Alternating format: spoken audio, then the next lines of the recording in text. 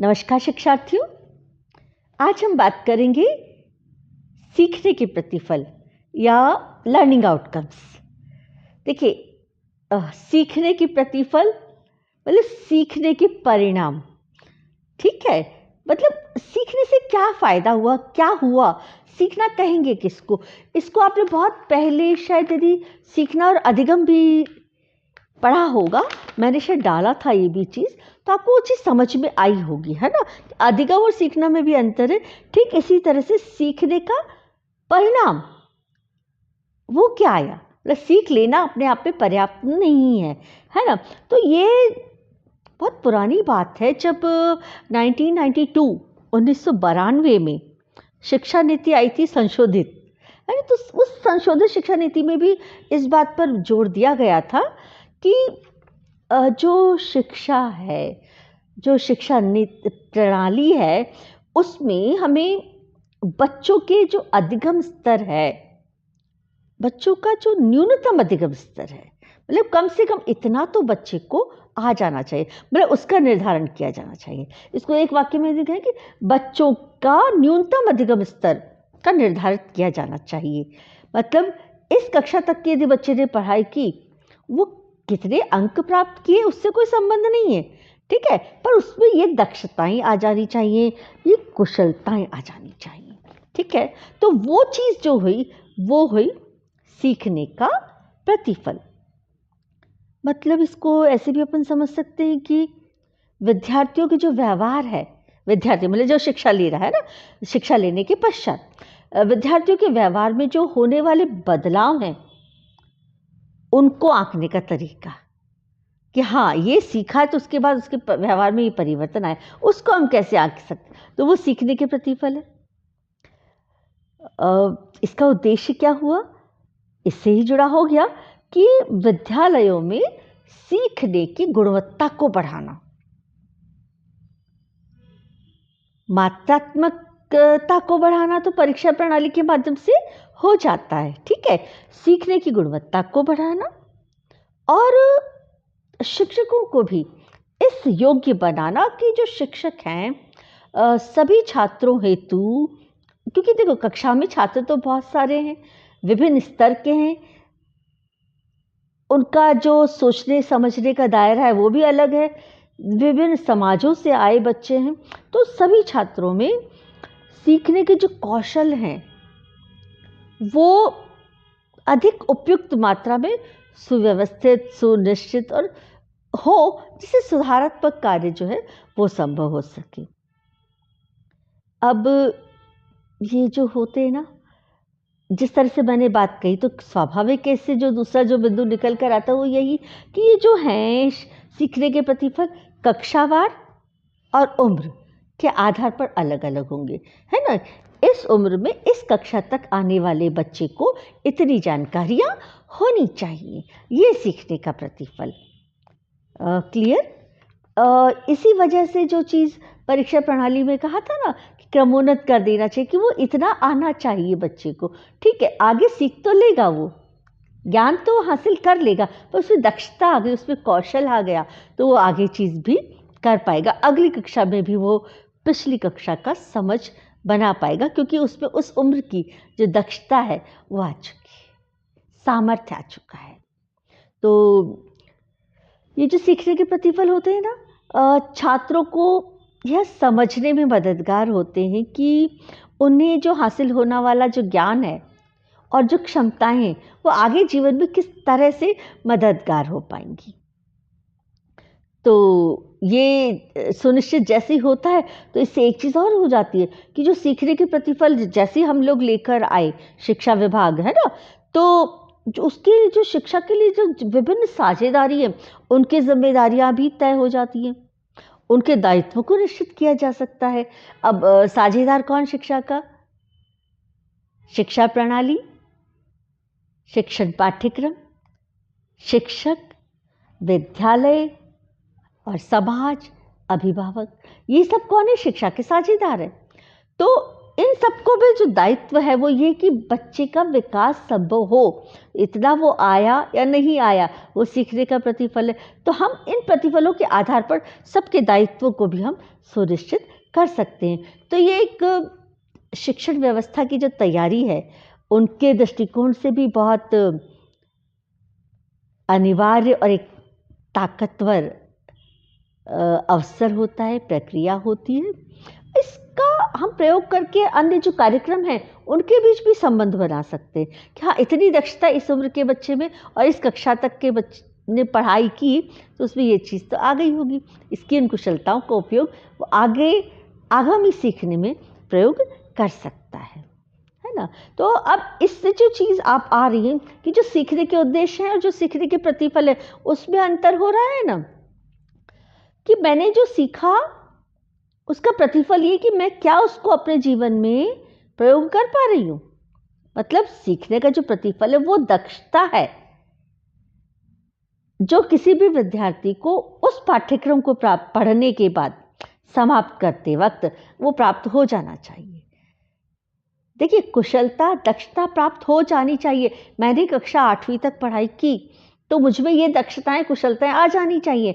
मैंने 8वीं की परीक्षा पास किया नहीं, वो चीज़ अलग हो गई, ठीक है, वो मेरी अलग क्षमताएं हैं, वो मेरी बौद्धिक क्षमताओं की भी जानकारी हो सकती है। पर हाँ, बच्चा यदि 8 वर्ष तक स्कूल गया है तो उसमें ये दक्षताएं, ये कुशलताएं, ये क्षमताएं आ जानी चाहिए। ये सीखने के प्रतिफल है।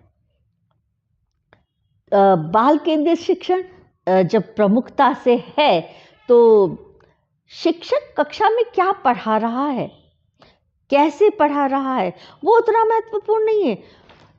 छात्र विद्यार्थी किस तरह से उसको सीख पा रहा है, वो किस तरह समझ पा रहा है, उसमें वो जो दक्षता, पर्याप्त दक्षता इस पाठ्यक्रम के माध्यम से आ जानी चाहिए, वो आई या नहीं, ये महत्वपूर्ण है। मतलब इसको आप इस तरह से भी देखते हैं कि हम शिक्षक क्या करते हैं कक्षा में, पाठ्य पुस्तकों के आधार पर पढ़ाई करवाते हैं। तो जो पाठ्य पुस्तक का जो ज्ञान है वो परीक्षाओं में ले लिया जाता है, ठीक है, जानकारी हो जाती है, पर शिक्षा का उद्देश्य पूरा नहीं होता। शिक्षा का उद्देश्य किस तरह से पूरा हुआ कि वो जो पाठ्य पुस्तक है किस पाठ्यक्रम पर आधारित है, किस पाठ्यक्रम पर आधारित उस पाठ्य पुस्तक का निर्माण हुआ, फिर वो पाठ्यक्रम किस पाठ्यचर्या पर आधारित है। अब पाठ्यचर्या इन द सेंस स्टार्टिंग से ये चीज सुनिश्चित हो जाती है कि इस कक्षा में, इस उम्र में ये दक्षताएं आ जानी चाहिए। तो हम इस तरह से पाठ्यक्रम को विकसित करें कि बच्चों में इस किस्म की कुशलताएं आ जाएं। जैसे हम छोटे बच्चों की बात करते हैं, मान लीजिए कक्षा 5 की, तो कक्षा 5वीं तक में हिंदी भाषा के अभिव्यक्ति दे रही है कि उसे स्वर व्यंजन का ज्ञान हो और वो चीज़ अपने दैनिक जीवन में अपने भावों की अभिव्यक्ति करने में उसको प्रयोग कर सके। कहीं कुछ लिखा हो तो उसे पढ़ सके, उसे समझ सके, तो दैनिक जीवन में उसका उपयोग हो। अब अंक हैं तो अंक के जो आंकड़े से जोड़, घटाव, गुणा, भाग, इसके माध्यम से हम उसकी परीक्षा ले रहे हैं, पर वो इन सब चीज़ों का दैनिक जीवन में प्रयोग करे। कि जैसे किसी ने कहा मुझे 1.5 रोटी खानी है, तो 1.5 रोटी खानी तो 1.5 रोटी दे सके उसको। आप इस चीज़ को समझिएगा, पर ये परीक्षा नहीं है, ये व्यवहार है कि उसकी जो दक्षता की 1.5 शब्द का अर्थ क्या, वो आंकड़ा कैसे, या कई बार एक वो जनरल क्वेश्चंस नहीं आ जाते कि एक बड़े ग्लास में इतना पानी भरा है और उसको बड़ी एक परात में डाल दिया तो किसका पानी अधिक होगा। तो उस बच्चे को ये चीज़ कहाँ से आई, गणित से आई कि आयतन क्या होता है, घनत्व क्या होता है, उन सब चीज़ों के बारे में जानकारी हो कि आवश्यकता पड़ने पर वो उन चीज़ों का प्रयोग कर सके। जैसे छोटी कक्षाओं में पर्यावरण की जो कक्षा होती है उसमें ये सारी चीज़ें होती हैं कि जल के प्राप्ति स्रोत क्या है, जल कहाँ से मिलता है, जल शुद्ध कहाँ से होता है। अब देखिए, कहाँ से होता है, कैसे होता है, किस प्रकार पानी हम तक पहुँचता है, ये जब बच्चे को जानकारी होती है तो उसमें एक दक्षता विकसित होती है जल के रख रखाव की, जल संरक्षण के प्रति उसकी अपनी एक जवाबदेही, अपनी एक जिम्मेदारी तय हो जाती है। वो दक्षता, वो कुशलता उसमें आ जाती है। तो ये उस पाठ्यांश को डालने से पहले ही ये विचार करके डाला जाता है कि बच्चे इस उम्र तक इसके बारे में तो समझ होनी चाहिए। या अपना जो परिवेश है, मेरे चारों तरफ किस किस्म के पेड़ पौधे हैं, किस तरह के फूल हैं, कौन से फसल जो हैं मेरे आसपास में बोई जा रही है। अब देखिए, ये सारी जैसे मुझे जानकारी होगी तो वे जीवन में सफलता की तरफ मैं कदम उठाऊंगी। और यदि मैंने किताबें पढ़ ली और ये सारी जानकारियां ले ली, पर मैं उनका दैनिक जीवन में प्रयोग करने की स्थिति में नहीं आ पाई, तो जानकारियां तो मेरे लिए बेकार ही हो गई ना। तो ये सीखने के प्रतिफल आप समझ पा रहे हैं कि ये कौशल, ये कुशलता की समय और स्थितियां जब आए तो हम उन प्राप्त ज्ञान का लाभ उठा सकें, उसका हम प्रयोग कर सकें दैनिक जीवन में। जैसे मान लीजिए कि हमारे घर में कोई बुजुर्ग हैं और रात को उनको देखने में दिक्कत हो रही है, तो हमारे छोटे बच्चों को उनके लिए मददगार रहना चाहिए। तो वो कहेंगे, नहीं, मैंने कक्षा में पढ़ा था कि जो रात का जो अंधापन है वो इस उम्र के बाद अक्सर हो जाया करता है, तो वो विटामिन ए की कमी से भी होता है, या ये तो उसके लिए उसको विटामिन ए इन खाद्य वस्तुओं से मिल सकता है, जैसे गाजर से मिल सकता है, तो मतलब काशी फल से। तो ये जब को होगी तो वो क्या होगा, खुद भी उन चीज़ों से जुड़ेगा और अपने उन बुजुर्गों के लिए भी वो थोड़ा सा सहायक सिद्ध होगा। तो ये जो जानकारी कि कक्षी जो पाठ्यपुस्तक से उसको ज्ञान मिला था, उसका वो दैनिक जीवन में उपयोग कर पा रहा है, तो उसमें दक्षता हासिल हुई, ये सीखने के प्रतिफल हुए। मतलब ब्लूम ने भी ऐसे ही कहा था कि जो सीखने के प्रतिफल है ना, वो सीखने की बुनियादी स्तर है, जिसे अपन कहते हैं ना याद रखना, या उच्च स्तर का निर्माण। देखिए, मुझे याद है सब कुछ, पर यदि समय पर नहीं याद आ रहा तो मेरा जो स्तर है वो उच्च स्तर तो नहीं रह पाएगा ना। मुझे क्लिक होना चाहिए कि हाँ, इस वक्त इसकी ज़रूरत है, वो है सीखने का प्रतिफल। तो ब्लूम की थ्योरी भी यही कह रही है। और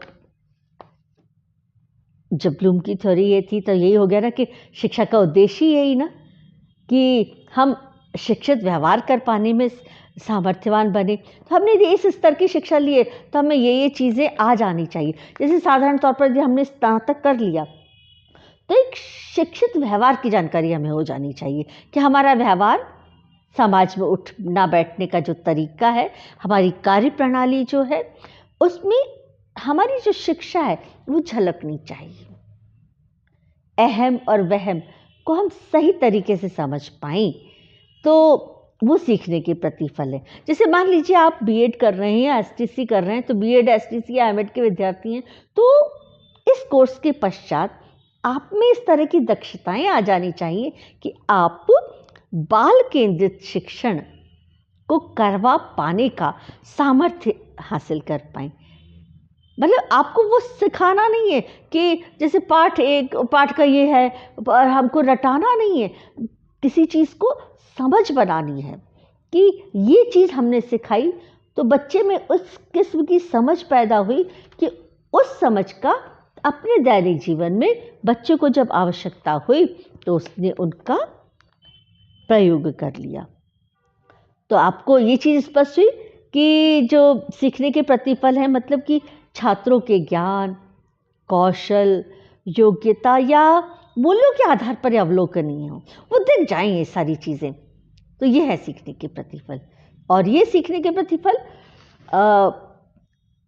उम्र के आधार पर और कक्षाओं के आधार पर प्रत्येक कक्षा के पृथक पृथक रूप से निर्धारित किए जाते हैं। तो हम सुशिक्षित व्यक्तित्व के धनी बन पाएं और सीखने के प्रतिफल को अपने जीवन में धारण कर पाएं, इसी आशा और उम्मीद के साथ आपको बहुत बहुत शुभकामनाएं। मिलते हैं फिर किसी अच्छे से विषय के साथ, जैसी आपकी आवश्यकता होगी। नमस्कार, धन्यवाद।